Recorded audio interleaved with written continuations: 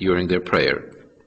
Saying the initial takbir while having one's back bent and therefore not standing upright. This is what some people do when they rush into the mosque while the imam is bowing down. They raise their hands and say takbir while their backs are bent so as not to miss the rak'ah. This is an incorrect way of initiating the prayer and could void it. You must say the takbir while standing with your back completely in the upright position. Some people do not have any tranquility during their prayer. They seem to perform it at the same speed that a crow pecks at the ground. You must not shorten your prayer in a way which would contradict or nullify the necessary submissiveness and tranquility. Failing to maintain tranquility could result in rejection of the prayer by Allah. Indeed, it would be as if such a person did not pray at all. Because the Prophet ﷺ said to a man who prayed in this manner, what means, "Go and pray again, because you did not pray." Some people say the initial takbir while standing alone in a row.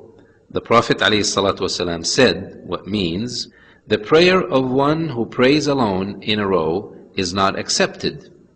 However, if you have a legitimate excuse, such as not being able to find another person to stand with you in the row, and you fear missing the prayer by waiting, then you may pray alone in the row, and your prayer will be correct. Some people race the imam in his movements. To do so is a sin. If you say Ameen before the imam, then you will miss a great reward.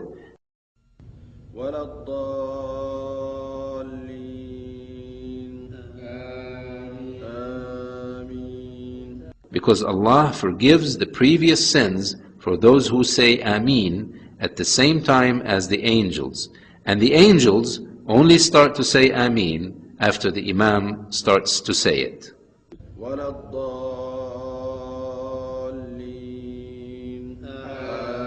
Some people do not recite correctly during their prayer. They neither move their lips nor their tongues while reciting Quran. This is not considered recitation. Rather, it is merely contemplating the verses of Quran in one's mind.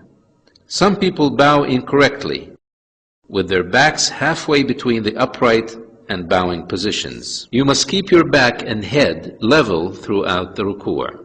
Some people do not prostrate on the 7 parts on which one must prostrate. For example, they may have their feet off the floor while in prostration, or place one foot upon another. Some people place their arms on the floor during prostration, thereby resembling a sitting dog.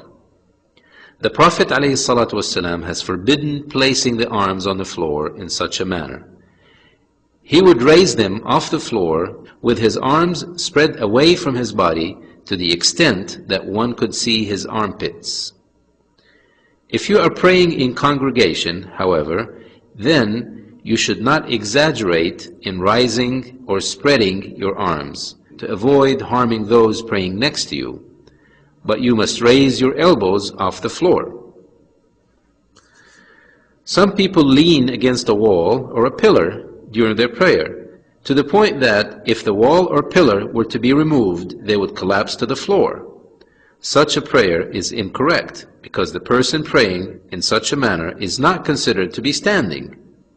Some people do not place their nose tightly on the ground during prostration.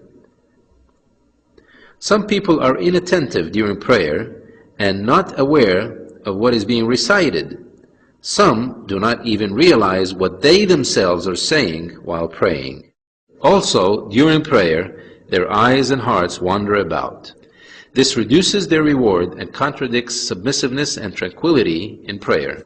Dear Muslim brother